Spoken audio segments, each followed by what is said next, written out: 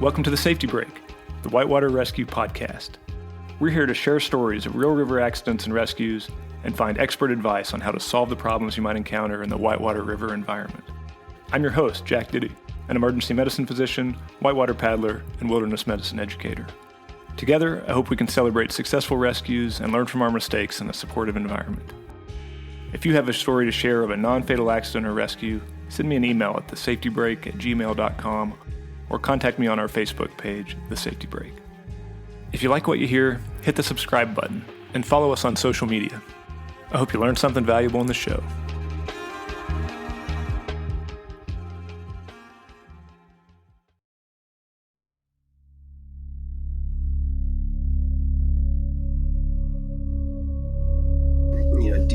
Deep gorge, beautiful scenery, hiking in through banana fields, basalt rock formations. It was that feeling that every paddler's had where, you kind of are past the last crux. It's all like home free. You just don't do anything stupid. Really aerated, massive boil line, which is tough to overcome. So it pulled me back in towards the curtain. More and more, I was getting less and less air because of the aeration. Over the next 30 to 45 seconds, he was underwater half that time, and then he went limp. And then all of a sudden, boom, lights out.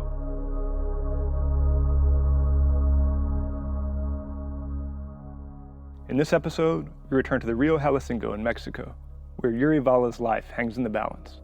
In part one, we heard about him getting worked over in a powerful hydraulic, exiting his kayak and recirculating in the hole for several minutes. During this time, he was mostly under the surface of the aerated water, struggling to find a way out, and eventually lost consciousness. As he floated limp in the water, his close friend Andy Perkel and the other paddlers on scene orchestrated a quick live bait rescue. They pulled him out of the narrow exit of the cauldron and onto the riverbank. Yuri was unresponsive and had no signs of life, pulseless and not breathing. We're going to hear about the process they went through to revive him and review in detail the treatment guidelines for drowning resuscitation.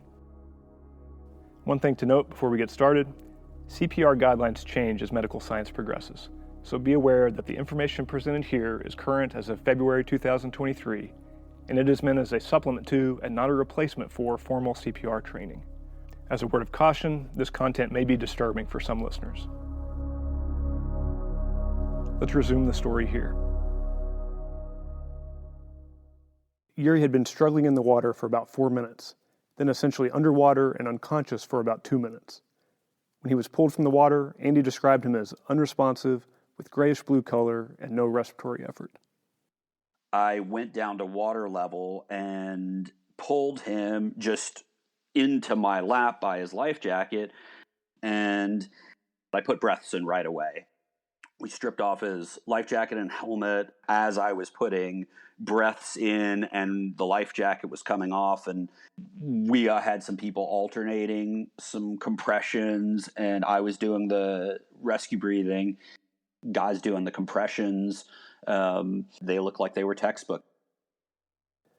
Their first action when removing Yuri from the water was to provide immediate rescue breathing and quickly move him to a more stable spot with a hard, flat surface under his back to initiate chest compressions. A pulse check confirmed that he had no pulse. Just as they did here, the American Heart Association guidelines for drowning recommend immediate rescue breathing as the first action. You should give 5 initial breaths, followed immediately by chest compressions, with a ratio of 30 compressions to 2 breaths, and repeating this cycle until a pulse check at 2 minutes, with minimal interruptions. If you have enough people on hand, it's helpful to have someone in a leadership role helping to guide the resuscitation and looking at the big picture. In that situation, it's extremely chaotic. Everybody, no matter how much training they have, is out of their wheelhouse to one degree or another, because that's a singularly unique situation in all respects. I mean, the few brief disagreements that there were about things were exactly what they needed to be. They were opinion interjections, disagreement, but the resolution was promptly attained, and everybody got back to doing what they were supposed to be doing. Rescue breathing involves several quick steps. The patient should be positioned with the head tilt chin lift maneuver to obtain a good open airway. If there is a high likelihood of a neck injury, then a jaw thrust is indicated instead. Unless there was a high-speed impact with a rock or other evidence of significant head or neck trauma, C-spine immobilization is less of a concern for most whitewater drowning victims and should not really delay appropriate CPR. Andy describes managing his airway and the rescue breathing here. It was pretty reasonably easy, by tipping the chin back with the, index finger and pinching the nose. You kind of had a really good ability to hold the head pretty stable. I mean, it was almost like the hand that was holding the nose was also pushing down on the forehead into the ground. So he was remarkably stable in the position he was in, and it wasn't that difficult.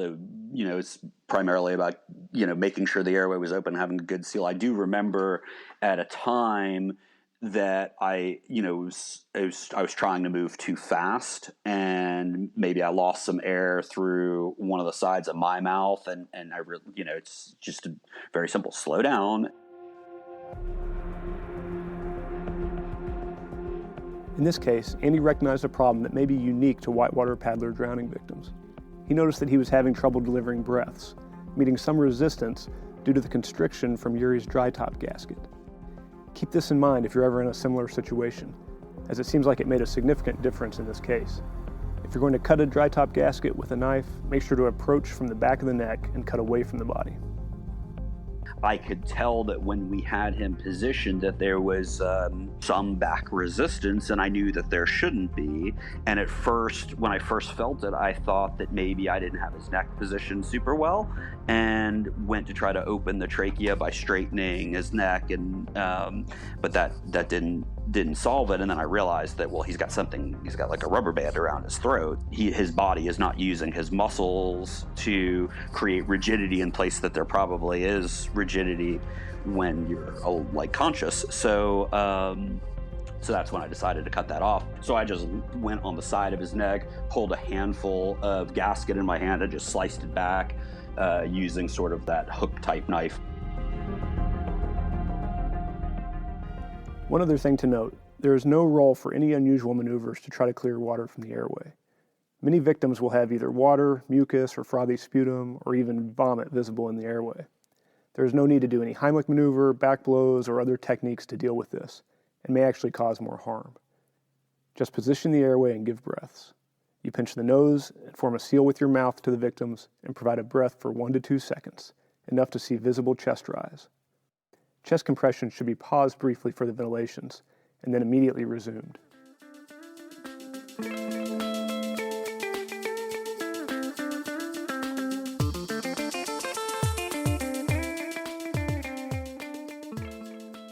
After troubleshooting the issue with his airway, they continued through several cycles of CPR. We were doing, at that time, 2 and 15. And so I would give the 2, and then I'd look to them. They'd go right in behind me, and it was just, the rhythm was perfect. I'm sure the ratio wasn't right in my head. What was going on was that I still was in that frame of mind that, hey, this is a pulmonary arrest primarily, so we're going to increase the breaths relative, but the speed of this is going to operate at a good tempo. And I would imagine that the amount of cycles that we had, we probably underrated how many cycles there were on our trip report. Things were moving awfully quickly, but my guess is 100 compressions per minute, and probably somewhere more 10 breaths per minute, partially because we were all highly hopped up on adrenaline and moving quickly. I don't know that it would make much of a difference whether we were doing 2 breaths and 10 compressions or 2 breaths and 15 compressions. I don't know if getting it perfect is as important as making a decision. I think Andy's right. You should learn how to do this correctly, but in the heat of the moment, just do the best you can and don't get too bent out of shape about exact numbers. Focus on high-quality chest compressions at a rate to deliver about 100 to 120 per minute. You should push hard and fast on the mid to lower aspect of the sternum, with each compression at least 2 inches deep and allowing complete recoil after each. Pulse checks should occur every 2 minutes and only take about 10 seconds or less to minimize the interruption to CPR. If anyone in your group has an EpiPen available, the type that people carry to treat allergic reactions, this would be a good time to use it as well. Epinephrine is generally recommended as part of the resuscitation for all types of cardiac arrest. AEDs are often helpful in cardiac arrest as well, but are not routinely available in most whitewater drownings, and shockable rhythms are uncommon in this setting. If an AED becomes available, you should hook it up to check, but don't delay CPR to find one. In this case, after several minutes of CPR, they felt a pulse, and Yuri started to come around.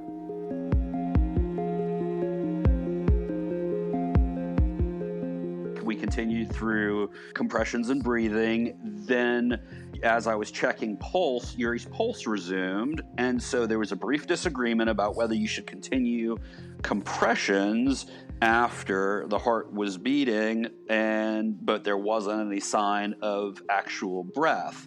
And so that situation resolved with, let's let the heart beat on its own while we continue rescue breathing and see if maybe he chokes up some water, or we weren't quite sure how and why that was happening, but the pulse was clear, it was there, and I put in 3 breaths and his nostrils flared, and then within maybe 10-15 seconds he had taken a real, actual deep breath. His skin color started to come back. This was another thing they did right. If a victim's pulse returns but no adequate breathing, rescue breaths should continue at a rate of about 1 every 6 seconds, or 10 per minute, until spontaneous breathing resumes. Once this happens, turn the patient on their side in the recovery position. Yuri has an interesting recollection of this phase of the resuscitation, and it almost seems like his friend's voice convinced him to make a conscious decision to start breathing again, which he describes here. It was dark, completely dark. I was in this totally ambivalent, relaxed state. I've never been that relaxed that I could remember. And calm, And the quiet was tremendous. It's a quiet you never really hear, Maybe out skiing in a whiteout, way out in the woods, and where the snow insulates all sound. Maybe that's as close as I've ever been, but just absolutely quiet and calm. And then Andy kind of jarred me.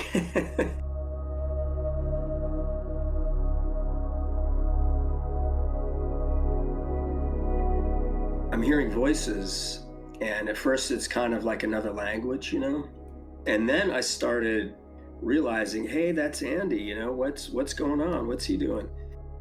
That kind of tethered me to reality and where I was. Then things started really firing, and it's almost like it really builds on itself. First I recognized Andy's voice, and then everybody else, and then I started remembering where I was and what was happening. And all of a sudden, there's a lot more clarity. It's, like I said, I was in this darkness, and all of a sudden these lights started coming on, and eventually I opened my eyes and I knew exactly where I was. So long before I could see anything or really realize where I was, I could hear these voices, and it seemed like it was a long time. It wasn't, I'm sure, but it felt like it was 10-15 minutes of voices, and it was soothing. It was calming and reassuring. That's one of the most important things, I think, that really grounded me in the reality of what was going on and brought me back.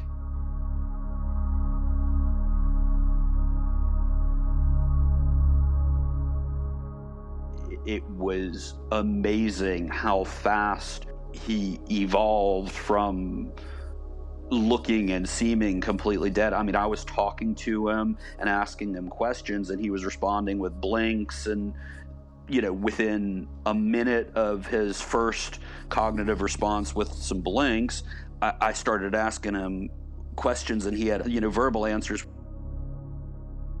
And ultimately he was standing.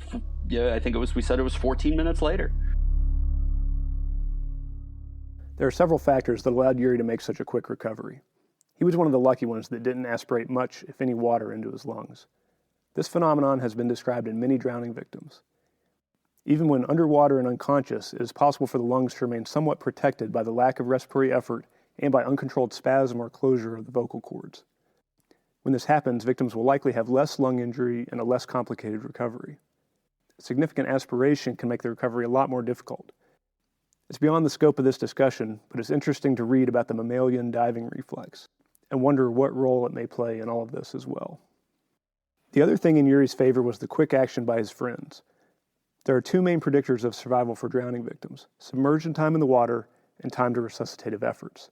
In this case, the crew made a very quick water rescue and then immediate CPR. All of them had formal training in CPR.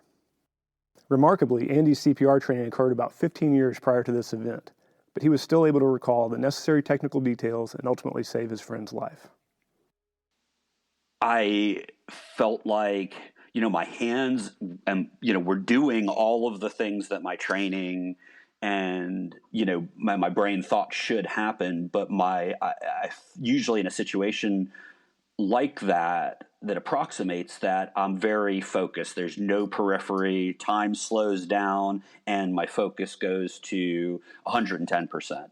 And what I was finding was that in between things like breaths, my mind was wandering into some strange places, like, oh crap, I'm, like I have to talk to his wife, like, oh my God, what am I going to tell this, this person, how are we getting out of here? What are we going to do for a recovery? Like all of these peripheral and superfluous thoughts that, were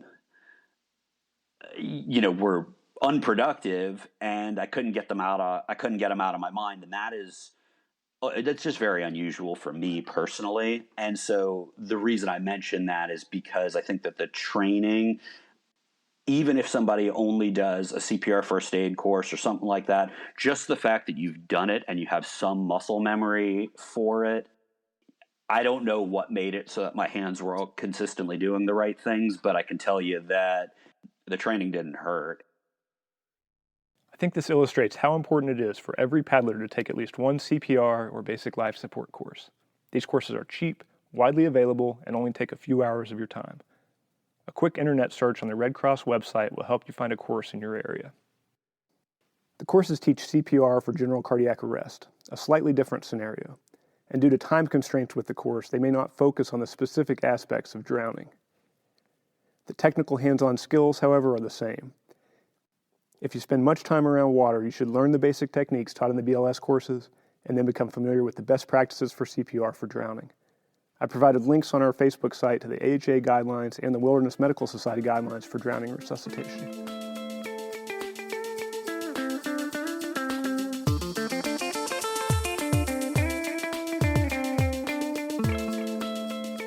So let's get back to the story. Once Yuri was awake and functional, the crew still had to figure out how to safely get him to the takeout and how to assess him for further complications. And then it was a matter of, getting out of there. I felt like I could paddle out, but they didn't want me to, and plus I lost my paddle, so that didn't help. They kind of created a litter out of kayaks, and we waded across the river, and they took a lot of precautions. We got to the takeout. Fortunately, Adventure Rec, rather than having their shuttle truck come down there, they had like a fast car, one of their employees come down there. They wanted to get me to the hospital as quickly as possible. And I do remember getting in that car and this guy racing up these switchback and just high speed, like drifting around the corners, but it's a dirt road, I think. And all these banana fields, That was probably actually the scariest part of the day.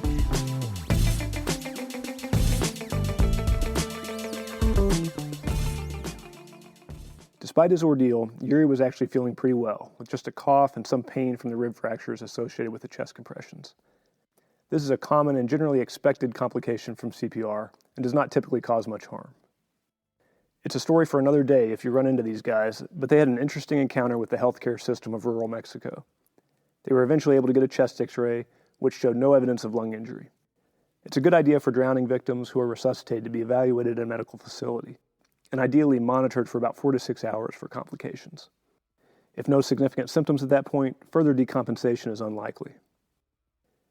The other scenario you may encounter is the victim that survives the initial CPR but remains very unstable, with significant lung injury, difficulty breathing and persistent hypoxia, low blood pressure, or persistent brain injury.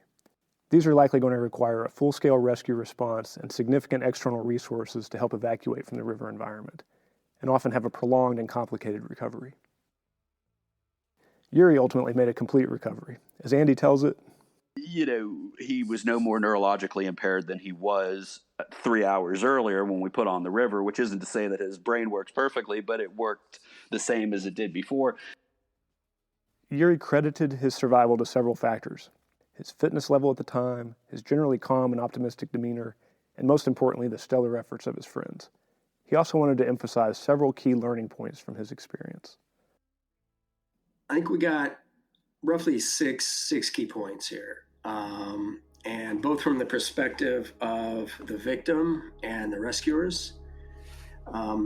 First of all, paddle only with the people that you would trust your life with. That's paramount. Everyone has to be, on point and know exactly what to do. All of us were trained in CPR. Couple had woofer training. Secondly, don't underestimate any piece of whitewater. Look at things objectively every single time, and don't look at rapids relative to other rapids. And I think that was one of the biggest mistakes here. I became more complacent with that drop because it was, nothing like Dungeon,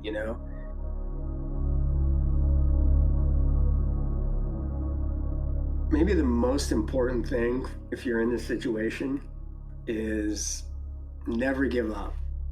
Don't even let it enter your mind. It didn't once cross my mind that I was drowning, It's like when you're skiing trees, you don't look at the trees, you look at the spaces between the trees and the path between the trees. Kayaking too, you don't look at the boulders, you look at the path between the boulders, you look at the tongue. Focusing on only those things that are going to promote the outcome that you want.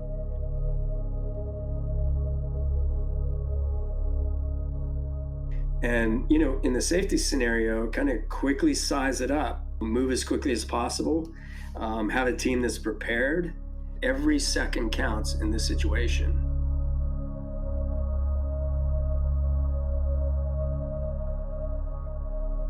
And from the rescuer's perspective, keep talking to the victim. I can't stress that enough.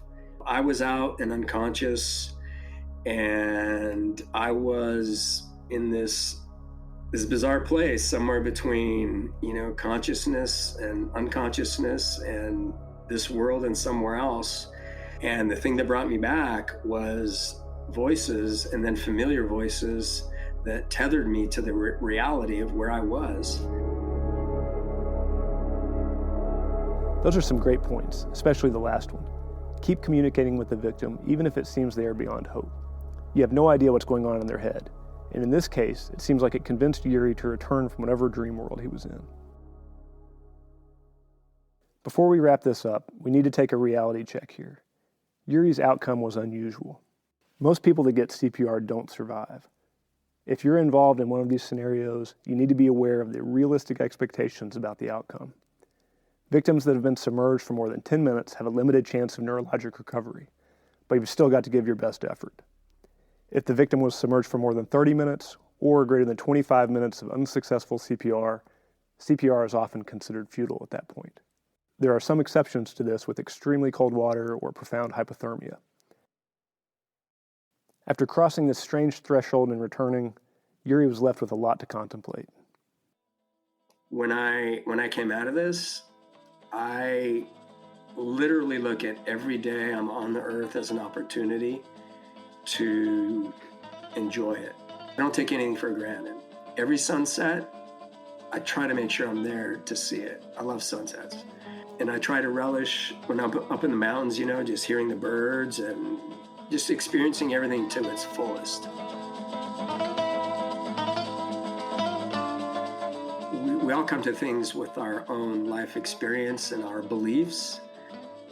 And a lot of times in these, what you call a death experience or near death, you hear people say, I was removed from my body and I was floating above it and I could see people working on me, or I saw a white light and I was moving towards it. I find that really interesting. My experience was very different. It's interesting, and I've thought a lot about, do we experience these things based on our belief system and what we take to it? And I kind of I kind of feel like, for me, the answer is yes. I think that's the case. Or are there different experiences, period, you know? And is there like a whole spectrum of experiences you could have when this happens? Or was I not dead enough to have that other experience, you know? It's hard to say.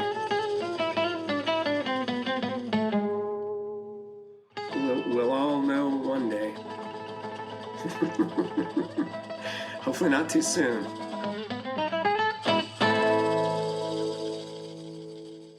Thanks for listening today.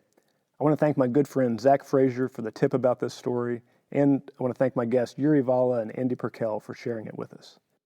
I hope it has inspired you to learn or relearn more about this topic. If you want to hear another podcast about this topic, check out the Shuttle Drive from April 10th, 2022, where Wade Harrison interviews Floyd Miracle.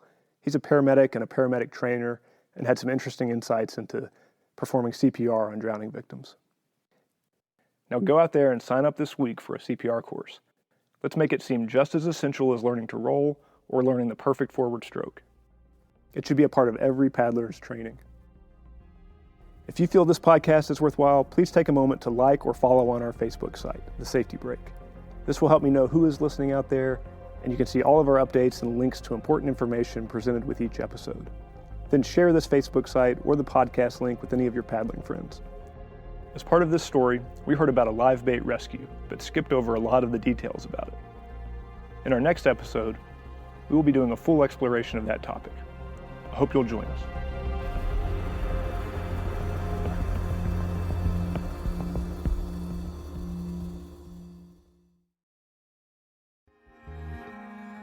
Thank you for listening to The Safety Break, the Whitewater Rescue Podcast. If you enjoyed the show, hit the subscribe button and click follow on our Facebook page so we know that you're out there. I'm also looking for more stories.